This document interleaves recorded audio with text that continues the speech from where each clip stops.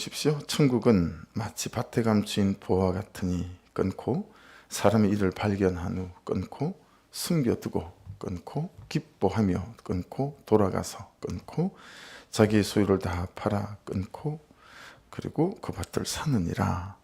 그렇게 좀 끊어 말씀을 보면 또 말씀을 묵상하는데 이해가 되니까요. 44절 천국의 밑줄 한번 그어보십시오.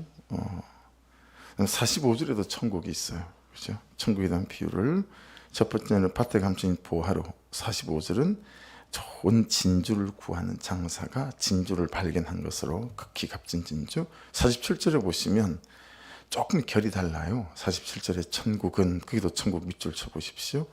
그 천국은 마치 바다에 치고 각종 물고기를 무는 그물과 같으니 라고 말씀해서 마지막에 담을 물고기와 버릴 물고기, 이 말씀을 하시니까 결국은 이게 이제 종말론으로 주님 오셨을 때, 또는 우리가 하나님 앞에 섰을 때 이제 그에 대한 의미로 이렇게 연결이 되어서 가고 있습니다. 그래서 천국이라고 하는 의미가 되게 중요하겠죠. 앞에서 우리가 봤지만 오늘 말씀에서도 중요한 것은 천국이 무엇인가, 어떤 것인가, 무엇을 말하는 건가 라고 하는 것은 되게 중요한 지점이죠. 앞에서 우리가 본 것처럼 천국은 우라노스 바실레이아라고 해서 하나님의 나라라고 이해하는 것이 좀 더 본문을 이해하기 쉬운 그런 적용이다라고 했습니다. 근데 47절에 보면 이 천국은 정말 우리가 죽고 난 다음에 들어갈 그 천국에 대한 의미가 훨씬 더 짙어 보이긴 합니다. 그죠? 그래서 천국 그러면 죽고 난 다음에만 우리가 마주할 나라, 이걸 말하는 것이 아니고 어때요? 하나님의 나라는 우리가 죽고 난 다음에 마주하고 들어갈 하나님의 나라뿐만 아니라 이 땅을 살아가는 동안에도 우리는 이미 하나님의 나라에서 살고 있다라는 이야기가 되어집니다. 그러니까 즉시 지금 여기서 하나님 나라에 들어갈 자격도 얻고 저 천국에서 누릴 만한 즐거움이나 기쁨이나 감격, 감사를 누릴 수도 있다라는 말이 되어지는 것이죠. 아파트 사시기 전에 또 아파트를 사고 싶으셔서 모델하우스에 한 번은 다 가보신 적이 있으시죠? 우리가 이제 보고 결정하잖아요. 근데 여러분, 만일 그 모델하우스에서 한 달을 살 수 있게 해준다, 그러면 어떨까요? 그 모델하우스 한 달을 살아보는 거예요. 요즘 뭐 유행하는 한 달 살이처럼. 그래서 거기서 물도 써보고 욕실도 써보고, 그렇죠? 또 쓰레기 비우는 것도 또 해보고. 우리 실탄지는 다 좋은 것 같은데 제가 사는 아파트는 많이 추울 때 세탁기를 못 돌려요. 그래서 안내방송에 나와요. 오늘은 몇 도 이하로 내려가기 때문에 세탁기 사용을 금지합니다. 세탁기만 썼다 그러면 그 세탁기 있는 뒷베란다 그쪽에 다 얼어가지고요, 난리가 나요. 우리는 아내도 저도 일찍 나왔다가 늦게 들어갈 때가 다분히 많다 보니까 안내방송을 잘 못 들은 것이죠. 여러 날 여러 번을 했다는데 한 번을 들어본 적이 없어요. 그리고 그냥 세탁을 했죠. 열어가지고 막 우리는 교회에 있는데 직원들이랑 막 이런 분들이 저희 집에 들어오셔가지고 거기를 녹이고 막 이런 일이 있었어요. 그래서 그 뒤로 조금만 추우면 아예 알아서 세탁기를 쓰지 않아요. 이게 이만저만 불편하지 않아요. 우리 6 식구라 하루만 빨래를 안 해도 이만큼 되거든요. 그러니까 애들이 크고 하니까 옷도 크잖아요. 그런 불편함이 있는 걸 몰랐죠, 살아보기 전에는. 그러니까 모델하우스에 한 달 살게 한다면 집의 장단점을 참 잘 파악할 수 있지 않겠어요? 사야 되겠다, 말아야 되겠다, 뭐 이런 거죠. 근데 이 땅에서 누리는 하나님의 나라는 그 모델하우스에서 한 달간 살아보게 하는 것 정도가 아니다 라고 하는 거죠. 여러분이 잘 아시는 베드로전서 2장 9절 말씀인데요. 그러나 너희는 택하신 족속이요, 왕같은 제사장들이요, 거룩한 나라요, 그의 소유가 된 백성이니 이는 너희를 어두운 데서 불러내어 그의 기이한 빛에 들어가게 하시니 아름다운 덕을 선포하게 하려 하십니다. 이미 택하신 족속이고 이미 왕 같은 제사장이고 이미 거룩한 나라고 이미 그의 소유된 백성이다라고 하는 거죠. 그러니 이 천국을 이 땅에서의 삶, 하나님의 나라라고 해석하고 적용하는 것들이 하나도 우리에게 이게 비약하거나 그런 게 아니라 온전한 제대로 된 이해다라고 말할 수 있어요.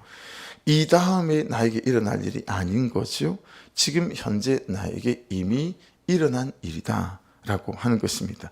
그러니까 보세요. 이 44절에서 이 사람이 발견한 이 천국은 구원이라고 말해도 되고요. 구원을 발견한 거죠. 또 다르게는 구원의 감격이라고도 할 수 있습니다. 그렇죠? 참 좋아 보이는 교회 이름이 하나 있어요. 김포에 있는 교회인데 구원의 감격이 있는 교회입니다. 교회 이름을 그렇게 지었어요. 멋지지 않아요? 구원의 감격이 있는 교회. 그래서 교회 이름을 이제 개척하려고 교회 이름을 어떻게 정해야 될지 모르겠다라고 하는 분들한테 똑같이 따라하기는 그러니까 제가 구원의 감격으로 사는 교회라고 해보라고. 그렇게 하면 좀 다르잖아요. 있는 교회, 사는 교회. 그 이름이 참 좋아 보여요. 우리가 소망의 교회 이 길 올 때 하기 전에 정말 제가 하고 싶었던 이름인데 너무 목사님 도시락 공장 같아요. 그래가지고 못했던 게 도시락 교회 아니었습니까? 도시는 시티 영어로 쓰고 뒤에 락은 한문으로 즐거울 락자를 써서 이 도시와 이 도시의 영혼을 복음으로 즐겁게 하고 자유케 하는 교회, 이 의미를 이렇게 쓰고 싶었어요. 그래서 도시락 괜찮지 않나요? 그래서 한번 좀 해봤으면 좋겠다. 뭐 그런 생각 없지 않아 있기는 합니다. 근데 여러분 그 발견한 밑에 밑줄 한번 그어보시겠습니까? 44절에 발견한 후 있죠. 천국은 마치 밭에 감추인 부와 같으니 사람이 이를 발견한 후 할 때 우연이라는 의미가 분명히 있어요. 우연이라는 의미가 분명히 있는데요. 근데 그 우연이가 그냥 우연이가 아니고 하나님의 섭리 안에서 시작된 우연이다라는 거죠. 그냥 길 가다가 우연히 그냥 그걸 딱 발견한 게 된 게 아니에요. 하나님 그분의 선택과 은혜 속에 있는 우연이라고 할 수 있겠죠. 그렇죠? 그런데요. 우연히보다 훨씬 더 큰 지분이 있어 보이는 의미가 하나 있어요. 이 발견한 후는 휴리스코라는 단어인데요. 찾아 발견하다라는 의미입니다. 찾아 발견하다. 그러고 보니까 여러분 44절이 다시 보이는 것이죠. 여러분 이거 하나님의 이야기일 수 있어요. 우리 이야기 이전에 이 사람의 이야기이기 전에 하나님의 이야기일 수 있다라는 거예요. 하나님이 찾아 우리를 발견한 거예요. 찾아 우리를 발견한 것이죠. 그러니까 하나님 그분이 우리에게 보화 같은 거죠. 극히 값진 보화 같은 거예요. 그래서 여러분 어떻게 하시죠? 그분이 자기의 소유를 다 팔아 우리를 사셨어요. 독생자 예수 그리스도로 말미암아. 글이 보면 44절이 충분히 글이 해석되고 적용될 수 있을 만하지 않습니까? 그러니까 이 사랑을 시작하시고 이 찾아 발견함이 시작되어진 것이 하나님 그분으로부터 시작된 일이다 라고 하는 것을 깨달을 수 있습니다. 그렇게 하고 보면 이 발견한 후 우연히 은혜 속에서 섭리 속에서 발견된 단어이기도 하지만 보석이 어때요? 내가 찾아 발견하는 것이다 라는 의미도 여기에 붙을 수 있어요. 자, 에베소서 2장 8절로 9절 말씀을 보십시다. 너희가 그 은혜를 인하여 믿음으로 말미암아 구원을 얻었나니 이것은 너희에게서 난 것이 아니요 하나님의 선물이다. 행위에서 난 것이 아니 누구든지 자랑치 못하게 하려 합니다. 이거 우리가 얼마나 반복합니까? 그것이요. 여러분 구원을 얻기 전에 믿음은 어떤 거예요? 하나님의 은혜가 먼저 있었어요. 우리를 향하신 그 은혜 더하기 믿음은 구원이에요. 근데 거기에서 우리 행위를 빼야 돼요. 이게 구원 빼기 행위. 이게 구원은 내가 한 게 하나도 없다라는 거죠. 전적으로 하나님 그분이 하신 일이고 그분의 은혜 속에 지금 제가 있고 여러분이 있다. 이게 여러분 엄청난 큰 우리에게는 전제예요. 이게 우리의 확신 아니겠어요? 근데 이 구원이 앞으로 오면 어떻게 된다고요? 그럼 구원이 뭐냐? 구원 이꼴 어떻게 되죠? 기호가 바뀌죠. 그렇죠? 하나님의 은혜 더하기 믿음 더하기 행위 우리의 삶.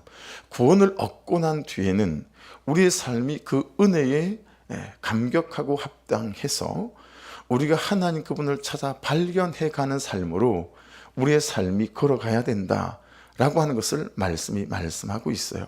그러니까 어떤 사람은 맨날 신앙생활이 구원을 얻기 전의 믿음, 전적인 하나님 그분의 은혜 속에서 거기 믿음만 구원 얻기 전의 믿음만 머물러 있지만 이제 구원을 받고 난 다음에 그 구원의 감격 때문에 내 삶이 하나님 그분의 뜻을 찾아 발견해서 그 삶에 내 삶을 내어드리는 이 삶으로 우리가 나아가기 시작하는 삶, 이게 이제 우리에게 있어야 될 삶이다 라고 하는 것이죠. 그러니 분명한 사실은 내가 흘러가는 대로 나를 두면 안 되겠다라는 거 아니겠어요? 내 감정이 흘러가는 대로 나를 그냥 두어서는 곤란하겠다라고 하는 것입니다. 여러분, 무엇보다요, 이 발견한 후 후리스코라는 단어에 기막힌 뜻이 하나 있어요. 그게 뭐냐면 내 자신을 알다라는 뜻입니다. 그러니까 이 말씀이 확 깨달아지는 거 있죠. 여러분, 내 자신을 알다라는 거예요. 이 사람이 누굴 만난 거예요? 사실은 죄인인 나를 발견한 겁니다. 할렐루야. 그리고 하나님 은혜 속에 있는 나를 발견한 겁니다. 십자가 지기까지 나를 사랑하신 예수 그리스도의 은혜를 발견한 겁니다. 그게 나구나. 죄인인 나, 죄인일 수밖에 없는 나, 근데 예수 때문에 구원받은 나. 지금 이게 이 발견한 후리스코의 가장 깊은 속뜻이더라고요. 나 자신을 알게 된 겁니다. 내가 죄인이라는 사실을 알게 된 겁니다. 여러분, 진짜 있잖아요. 제가 믿어졌어요 라는 이 노래 불러야 하고, 제게 말씀이 들립니다. 이 노래를 불러야 하고, 내 죄가 보입니다, 내가 죄인입니다라는 이 노래를 항상 저와 여러분이 부를 수 있는 은혜가 있기를 주 이름으로 축복합니다. 무엇을 발견한 겁니까? 이 사람이 나는 하나님 없이는 안 되는 사람이구나, 이거 발견한 겁니다. 여러분, 인정하십니까? 나는 하나님 없이는 안 되는 사람이라는 거 인정하십니까? 네. 자신을 알게 된 겁니다. 자신을 보게 된 거죠. 자신을 인정하게 된 것입니다. 그래서 그때부터는 내가 하나님을 찾는 사람이 되는 것입니다. 할렐루야. 이게 맞죠? 말씀이 딱 그렇게 해석되지 않습니까? 내가 하나님이 없으면 안 되는 사람인 거예요. 근데 우리는 어떻게 신앙생활을 하냐면, 하나님 은혜 한번 줘보십시오. 어디? 이런 태도가 여러분 굉장히 많습니다. 그냥 그 현실과 상황의 감정과 상처에 사로잡혀 가지고요, 막 하나님을 찾아 발견하려고 하는 그런 우리의 간절함이 없는 거예요. 하나님 자체를 상급으로 여기고 하나님 존재 자체를 갈망하는 것도 없고, 하나님과의 지속적이고 계속적인 인격적인 만남과 사귐과 이 친밀함을 추구하는 것도 없고, 하나님의 뜻을 구하고 하나님의 뜻을 따라 내가 가고 서고를 결정하는 삶도 없는 거예요. 이 삶이 여러분 얼마나 중요한지 모르겠다. 내가 하나님 없으면 안 되는 내 자신을 발견했으니 하나님 있는 내가 돼야 되지 않겠어요? 이 갈등과 다툼 속에 하나님 그분께서 들어오셔서 여러분 이 현실과 갈등과 다툼 속에 일하시는 역사가 있어야 되지 않겠냐라고 하는 것입니다. 그러면서 오는 게 있어요. 이게 발견한 후리스코의 마지막 뜻인데요, 이 하나님을 찾아 발견해가면서 오는 거, 이게 정확하게 성경 원어 사전에 4가지가 기록이 되어 있더라고요. 첫 번째, 은총을 입게 된다. 성경 구절을 많이 달아놨어요. 두 번째, 은혜를 얻게 된다. 세 번째, 생명을 얻게 된다. 네 번째, 평강을 얻게 된다. 아멘 되시잖아요. 그죠? 여러분, 이 이해선상에서 숨겨두고라는 단어를 동그라미를 쳐보시면 크립토라는 단어인데, 이제 이게 앞에 말씀을 전제로 이 숨겨두고가 이해되어서야 됩니다. 여러분 한번 생각해 보세요. 아니 겨우겨우 발견했는데 왜 숨깁니까? 왜 숨겨두는 거죠? 문자적으로는 이제 보화가 거기 있으니 보화가 있는 이 밭을 사기 위해서 이 밭을 사기 전까지 이 보석을 숨겼다는 의미도 문자적으로 충분히 있죠. 근데 더 적극적인 적용과 해석은 이 보화를 발견한 사람이 이 보화를 내 마음속에 간직했다라는 것입니다. 내 심령 속에 숨겼다라는 것입니다. 내 심장이 되게 했다라는 뜻을 원어 성경은 해석하고 있습니다. 여러분 생각해 보세요. 앞에서 말한 구원의 감격이 보화라면, 예수를 만난 감격이라면, 하나님을 인격적으로 만난 것이 이 보화가 맞다면, 이것이 내 심장이 되어졌으니 이 사람의 삶은 어찌 살지 뻔하지 않겠어요? 그렇죠? 그러니까 여러분 생각해 봐야 돼요. 지금 육체적으로 심장만 펄떡펄떡 1분에 70번씩 80번씩 뛰는 심장인지, 아니면 내 안에 예수 그리스도의 심장이 들어와 있어서 이 구원의 감격 때문에 내 심장이 펄떡펄떡 뛰는 사람인지, 이거 여러분 진단하고 체크해야 되겠다라고 하는 것입니다. 여러분 여기에 예수 그리스도의 심장이 있으면 어떨까요? 이 심장이 뛰는 대로 살지 않겠습니까? 이 심장이 가는 대로 가지 않겠냐고요. 그렇죠? 해서 제가 성도님들의 자녀를 위해 기도할 때 가장 먼저 하는 기도, 여러분 성령 대망의 애들 기도할 때 한번 잘 들어보십시오. 제가 가장 먼저 하는 기도는, 주님 이 아이의 심장에 예수 그리스도가 있는 심장이 되게 도와주십시오. 이 기도가 제일 먼저 하는 기도입니다. 하나님 이 아이의 심장 속에 예수 그리스도의 심장이 있게 도와주십시오. 그러면 끝이거든요. 그럼 게임 끝난 거예요. 날마다 이 아이의 심장에 예수 그리스도의 심장이 펄떡펄떡 뛴다면, 여러분 그 아이를 더 이상 우리가 뭘 더 좋은 걸 줄 수 있겠어요? 그렇죠? 예수 그리스도의 심장이 펄떡펄떡 뛰는 아이인데, 말씀의 인도하심을 받고 성령의 인도하심을 받는 아이가 되지 않겠냐 이 말이에요. 말씀이 말씀하시면 말씀대로 살려고 하는 몸부림을 치는 아이가 되지 않겠냐 이 말이에요. 그러니 여러분 큐티하네 하고 그냥 큐티하는 그것만으로 여러분 머물러 있지 마시고요. 그 큐티의 말씀들이 내면화되어져서 내 삶 속에서 실현되어질 수 있도록 이 성령의 은혜를 구하는 기도, 예수 그리스도의 심장에 뛰는 사람이 되어지는 머물림이 함께 갈 수 있기를 주의 이름으로 축복합니다. 그리 보면 갈등이 문제가 아니구나, 다툼은 문제가 아니구나라는 사실을 알 수 있어요. 내 심장이 막 뛰지 않는 것이고, 내 심장이 끓지 않는 것이고, 내 심장이 멈춰선 것이다 라고 할 수 있죠.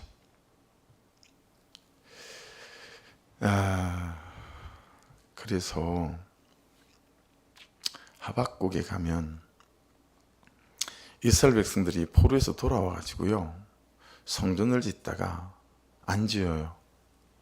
16년 동안 짓지 않아요. 근데 문제는 뭐냐면, 성전을 짓지 않는 동안 그들이 16년 동안 자기 집을 짓는데 판벽한 집이라고 그랬어요. 그러니까 판벽한 것은 요즘으로 말하면 욕조 하나에 1200만 원씩 하는 거, 세면기 하나에 800만 원씩 하는 거.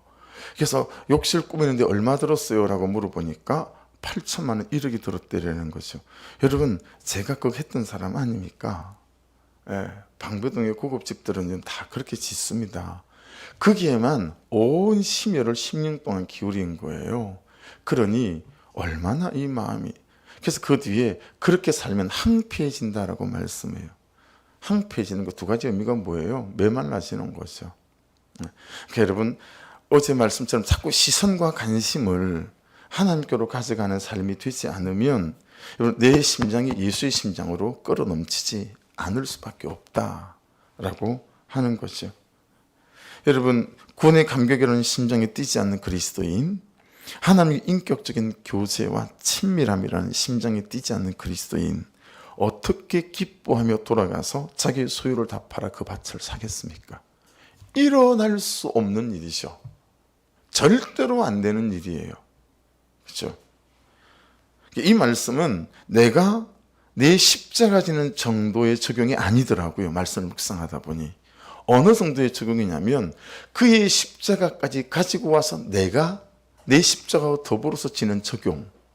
그게 뭐냐면 예수 그리스도의 심장이 내게 있게 될 때 우리에게 되어지는 삶이구나. 왜냐하면 모든 것을 팔아서 그 밭을 사잖아요. 그러니 여러분 안 되는 게 아니고 못하는 거죠. 왜냐하면 내 안에 그 구원의 감격과 하나님과의 친밀함 안에서의 내 중심이 우리를 그런 삶으로 인도하거나 끌고 가지 못한다라고 하는 것을 알 수 있습니다. 이게 가장 어려운 싸움이죠. 또 가장 안 하는 싸움이기도 하고 가장 하기 힘든 싸움이기도 하고요. 대가 지불이 너무 많은 싸움이기도 하고요. 예. 그래서 여러분, 저와 여러분 안에 이 44절 말씀을 붙잡고 여러분, 우리가 이 천국은 마지막에 들어갈 우리의 결론과 결국, 사람들이 결국은 여러분 그걸 못 보는 거예요. 예, 못 보는 거예요. 근데 이 땅에서 살아가는 우리의 삶도 포함되어져 있다라고 하는 하나님의 나라라고 하는 입장에서 본문의 해석과 적용이 있어서 여러분 이 말씀을 44절만 말씀을 본다면 어떻게 되죠? 이 보화를 발견하는, 참 하나님을 찾아 발견해가는 이런 우리의 중심도 삶도 있어야 하고, 이 구원의 감격이 예수 그리스도를 아는 이 놀라운 은혜가 내 심장에 있어야 된다. 여기에서부터 이런 삶으로 나아갈 수 있게 된다. 나의 십자가뿐만 아니라 그의 십자가가 지는 지금까지 걸어갈 수 있다라는 걸 여러분이 기억하셔서 이 새벽에도 여러분 이 은혜를 깊이 구하고 사모하고, 하나님 내 심장이 예수 그리스도의 심장으로 펄떡 뛸 수 있도록 인도해 주셔서, 아버지 하나님, 결국은 발견한 것은 나 자신이라는 사실을 기억하고, 내가 죄인임을, 하나님 없으면 안 된다는 사실을 항상 염두에 두고 내가 하나님을 구하고 하나님을 찾는 인생 되게 도와주셔서 내 성품과 인격과 더 이상 나의 능력과 실력에 나를 기대지 않게 하시고, 하나님 없으면 안 되는 나 자신을 발견하고 그 하나님을 구하고 찾는 인생으로 세워져 가도록 하나님 은혜를 부어 주옵소서. 고백하시고 잘 적용해 보시는 이 새벽 이하로 될 수 있기를 주의 이름으로 축복합니다. 기도하겠습니다. 기도하실 때 오늘의 핵심 단어 중에 하나는 그것 같아요. 발견한 후, 근데 그게 나 자신이구나. 예수만 있으면 정말 보한데, 예수가 없고 구원의 감격이 없으면 코철덩어리 같은 이 심령, 이 삶, 나라는 이 존재, 날마다 녹이 쓸어가는 이 존재 안에 예수 그리스도의 이 심장이 벌떡이기만 하면 우리가 얼마나 보아인지를 깨닫게 하는 말씀입니다. 사모함으로 기도하기를 원하고, 하나님 내 심장과 내 삶이 코철덩이로 녹이 쓸어가지 않게 하시고, 아버지 정말 죄인인 나를 발견하고 아버지 끊임없이 주님 앞에 부복하여 엎드리며 당신의 은혜를 갈망하고 구하는 하나님의 자녀로 살아지게 도와주셔서 이 삶 속에 있는 다툼과 갈등 가운데 아버지 능히 내 십자가뿐만 아니라 그의 십자가도 적용하고 질 수 있을 만한 은혜로운 인생이 되게 하여 주옵소서.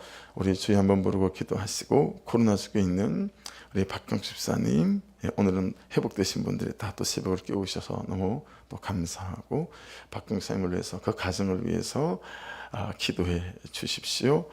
김정열 씨, 이은숙 집사님 위해서 또 기도해 주셔서 잘 완치되고 4명의 자녀 도윤이